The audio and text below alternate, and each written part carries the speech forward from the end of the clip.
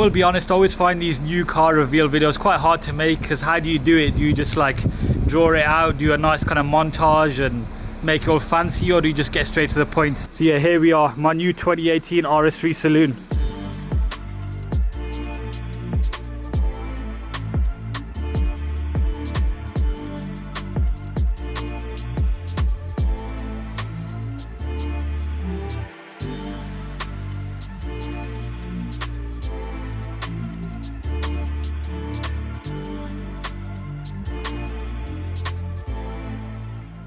So yes folks, we are officially back in the game with the 2.5 litre 5-cylinder engine. It's a masterpiece of a thing. Now this being a 2018 car, it has got a Dazzler block. You can only tell over there. See, it says DAZ. So we've got no OPF to worry about. It also has a slightly better gearbox mechatronic as well, so it actually will launch when I ask it to. Now before we get into the spec and what I'm going to do with this particular car, I think we'll address the elephant in the room, or shall I say garden. Why have I bought an 8V again, even though the new RS3 is now out? Now I'll be honest, I did head down to the dealership in August and put in an order for a new RS3. It was going to be a saloon, a green one, a Vorsprung edition. And yeah, I got to about a month ago and I just gave up waiting. I was having no updates from my dealer, so I thought forget this. And then I found out the ECUs are locked in the new RS3, so I couldn't have done anything with it. So yeah, I thought I'd return to what I know best, and that's the 8V RS3, specifically the 8V2, which is what this is. Now I've done reviews on these cars countless times in the past. Obviously I own my own one, which was the 2019 Sportback. So I know them pretty well. Now I don't want to spend the rest of this video justifying my purchase, because I find that's going to make for quite a boring bit of content. But I just want to reiterate, you don't always have to have the newest thing. I know currently there's a big push out there with the new RS3 and all the reviews are great and all this fantastic bit of kit. And I'm sure I'll head into one at some point. But a lot of you guys who have got the current shape, you don't need to like get rid of it just for the sake of it. You don't always have to have the freshest car out there. Now there was always one thing with the Sportback that I felt like I missed out on, and that's going stage 3. So I'll give you a little hint right there. Currently it's totally standard. It's a very good example. I think we'll go through the spec now anyway. Now one of the main first things you'll notice, this time I've gone for a saloon. I've always found that whenever I've driven a saloon, they do handle better than the Sportback. I couldn't really get hold of a white saloon with the right spec when I was looking for my previous one at the time. Now I did have quite a specific list of requirements when looking for a used RS3, because believe me, there's a lot of crap out there. Yeah, I managed to find this thing with 25,000 miles, only one previous owner, so I'm the second. And yeah, I did a check on the VCDS. It's already done 16 launches. And then in addition to all the history and the owner's sort of side of things, it had to be the right spec. I wasn't too fussy this time around. It had to be a saloon. It had to be black. I mean, that's already been quite specific. One other thing you had to have is a fixed roof. You're probably thinking, Hamza, that's a bit weird. You normally have sunroofs in all your cars and you're always talking about how great they are. Well, in 2022, we're having fixed roofs in all our cars. I'll be honest, out of all of the RS3s I've driven, the best combination is a saloon with a fixed roof. They just drive so much better. Those of you who've had a few, you'll probably know what I'm talking about. And I do want to go for like a club sport theme in this, and it is going to be obviously a car I'm going to use at events. That was another thing I missed out on the Sportback. I never really did any Santa Pod days. Well, I did one, but I never filmed it properly. The car also had to have the Bang & Olufsen sound system and the Super Sport seats. I believe those two things has totally transformed the interior. Obviously that normally comes as part of the comfort and sound pack, so you get the start button, you get the reverse camera as you can see there with the 140i showing. So yeah, that was pretty much my criteria sorted. I managed to get lucky on a few extra bits with this particular car. We've got the RS design pack. Now you will know if you've had a later 8V like my old one, they never came with the option. You get this lovely Alcantara knee pad here. We've got leather on the door cards there. We've got these red RS seat belts, and we also have RS mats, which I've replaced because, as you know, I do have winter mats for an 8V just chilling in my shed, so I'll put them in. They're in the boot, but they have the RS logo stamped on them. Also get the RS vents, but these we'll know if you're pretty keen-eyed. They're from a pre-facelift, because I also had these lying around, so I swapped them out from my old car. So yeah, very nice place to be. Now in terms of the exterior spec, in addition to being a saloon, it does have a few extra little bits. So this black is not the Mythos black I had on my S3 a few years ago. This is actually Panther Black Metallic, which if it wasn't covered in dirt you'd be able to see. It has like a purple fleck in some lights, and it also has green in some other lights too. Got the upgraded alloy options, so they've got the 8.5 and 8J staggered fitment. These are the gloss variant as well behind all that dirt. And another nice touch, it's got brand new discs as well, so you'll know if you've ever had to replace them on an 8V. They are very expensive, and they also are different to a Sportback, so yeah, weird part numbers and all of that. There's the radar at the front, which is an option. Now this car doesn't have the matrix headlights, again not really fussed. It does have high beam assist though, because it's got the driver assistance package, so you got the sensor there, so again, don't really care. Now one thing I do want to do is add the aluminium design pack. Rather than blacking the car out, what I'm going to do is get the lower trims there, because that's all I've got to do to convert it to the aluminium pack. You got 3 pieces, so 1, 2 and 3.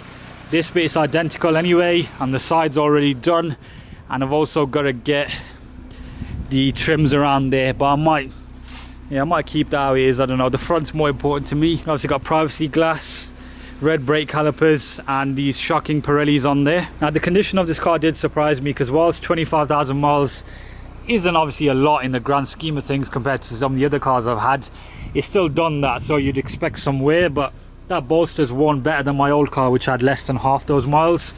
I'll just open this, I'll show you the press the unlock switch and the exhaust made a noise there, pretty interesting. These are the mats it had, so yeah, RS design mats, thought I'd move them out, put them, probably store them away, don't want them to get ruined. You can see here for the few days I had to use them, they got a bit dirty, so I need to give them a clean. But yeah, these are genuine 8V winter mats. You can see they're already handling quite a bit of dirt there. Now I did buy this car from a dealership, so I have got 1 year's warranty. I don't know how long that's going to last, but it's going to work for now anyway, in case I have any issues. I'm going to drive the car around for a few weeks and make sure it's all sound, because it is used. But what I think we'll do now is we'll get some GoPros set up, take you for a little drive, have a little 5-cylinder blast. We haven't done that in ages, and yeah, discuss some other stuff that I'm going to do with it.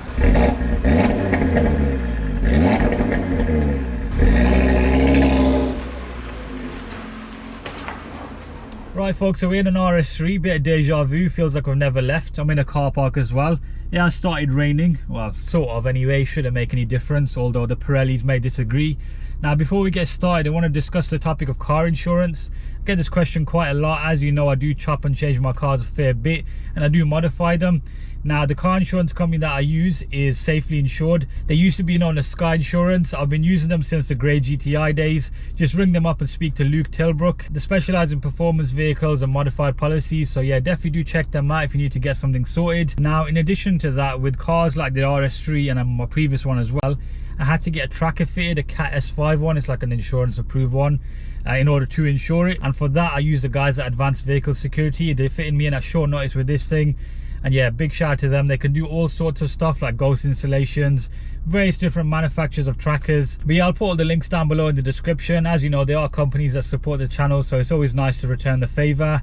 But yeah, let's get this thing started. Head out this car park and see what this car's about. Right, so the car's already warm, it's in dynamic. Let's get TSC Sport. Let's just go. Oh. There's only one type of engine that does this, man. Lock it to first.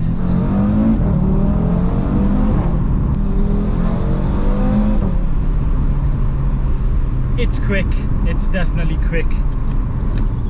Now, before I get carried away, let's discuss the topic of what I'm going to do with this car. And I've already discussed why I've bought it to an extent, but the main reason I bought it is to go stage 3. Now, as some of you may know, RS3s are a bit temperamental. It depends on a variety of things. Sometimes it's totally random, they just shoot rods out the side of the block, and that's not ideal.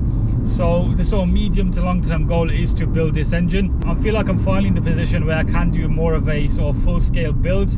As you know, these things can add up very quickly, and there's one thing buying a car and running it, but then also doing crazy mods like big turbo kits and all that is a whole different story.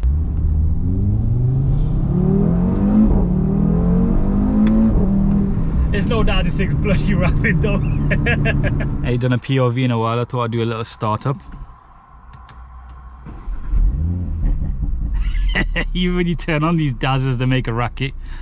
They completely deleted that on the later cars. But it's just interesting, I was on Instagram the other day and I saw the photo that Chris Harris put up about his thoughts on the 8Y, and it seems he had the same idea as me, get an older one and just spend a bit of money tuning it up. See, the thing with my old RS3 was never a slow car, it's just when I got the M140i and I went to stage 3, it kind of ruined it for me.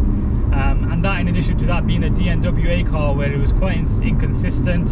You will remember I documented it pretty much all of it really, all the gearbox overheating and the fact that it just wasn't really a reliable car in terms of like putting out number after number.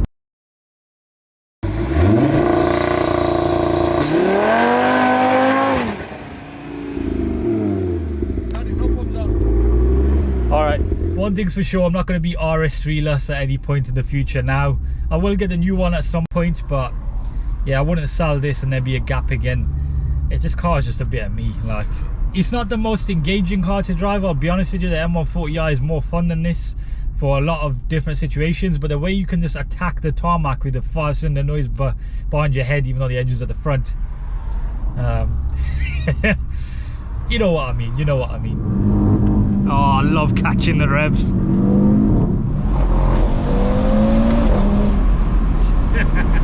This is the same road that I did the review on, that very first RS3 saloon that I did, the black one with all the crazy spec on it. So it's just memories in a way, but also pretty cool. But yeah guys, I hope you enjoyed this video. This is my new to me RS3 saloon. Great base to start with. Make sure you are subscribed for all of that. Also drop me a follow on Instagram to keep up to date. Enjoy the rest of your week or wherever it is, and I'll see you in the next video.